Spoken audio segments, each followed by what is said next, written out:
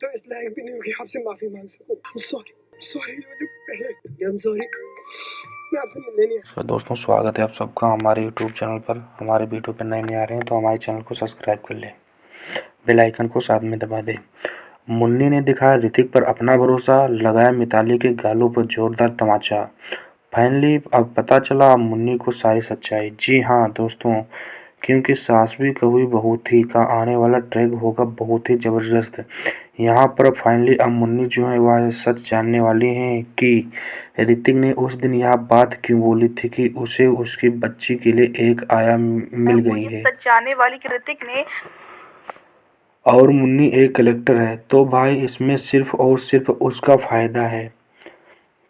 वह उससे प्यार नहीं करता है। दरअसल जिस तरीके से बात स्टार्ट हुई थी ना, तो वह पर मिताली बहुत ज़्यादा कॉन्स्टेंट थी कि वह तो पूरी कंस्टेंटी लेकर रहेगी टेंसी की। और यहाँ पर वह आई मतलब ऋतिक का इंसल्ट कर रही थी और साथ ही साथ वह मुन्नी भी इस इंसल्ट कर रही थी। और हवसबाजी में भाई कौन जीताता मिताली से। और फिर वह इतनी बढ़ जाती है कि और फिर से टीम जो है ऋतिक के हाथ से चली जाती है। उसकी बच्ची उससे दूर हो जाती है। इसलिए यहाँ पर मिताली जो सिर्फ बदला लेने के लिए, ऋतिक को परेशान करने के लिए ही वह टीम की कंस्टडी लेना चाह रही है। तो भाई यहाँ पर ऋतिक ने मिताली को उसी एक भाषा में समझाने के लिए उसे जवाब देते हुए यहाँ सब कुछ कहा कि मिताली जो है वह यह समझे कि ऋतिक जो है प्यार नहीं करता है, बस यूज करने वाला है वह मुन्नी का। इसी वजह से सारी बातें हुई हैं। लेकिन इतनी बड़ी गलतफहमी जिस तरीके से रिकॉर्ड करके गया है ना, तो कोई भी इंसान यह समझेगा कि शायद जो है वह इंसान उसे प्यार नहीं करता, बस उसे यूज करने के लिए, उसके फ़ायदे के लिए उसके शादी कर रहा है। जिसके बाद दोस्तों अब यहाँ पर मिताली का तो काम था यहाँ पर आग लगाने का, और वह आग लगाने के कामयाब भी हो गई।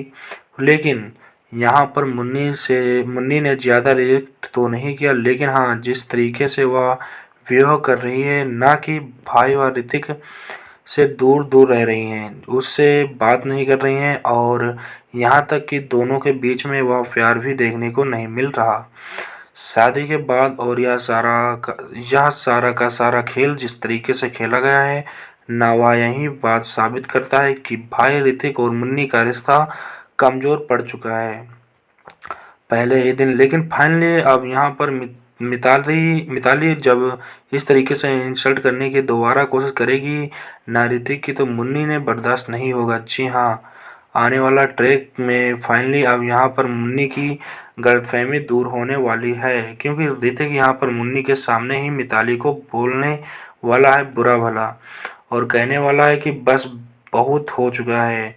उस दिन मैंने तुमसे यह सब पीछा छुड़ाने के लिए ही कहा था, लेकिन तुमने उस चीज़ गलत इस्तेमाल करके मेरे और मुन्नी के बीच में गलतफहमी लाना चाह रहे हो और हमारे बीच में नफरत पैदा करनी चाहती हो। लेकिन यह मुमकिन है क्योंकि मेरी मुन्नी मुझ पर पूरा भरोसा करती है। तो वहीं पर मुन्नी जो अब तक गलत समझ रही थी ना, वो ऋतिक की बातें सुनकर चुप हो जाएगी। यानी दोस्तों शो में बहुत ही इंटरेस्टिंग और बहुत ही मज़ेदार मोड़ आ गया है।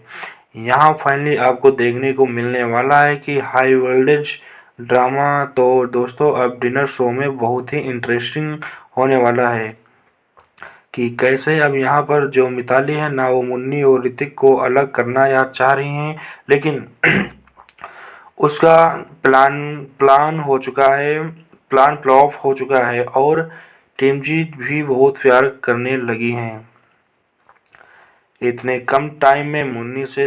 तो दोस्तों आप कितने एक्साइटेड देखने के लिए फाइनली धमाकेदार ट्विस्ट।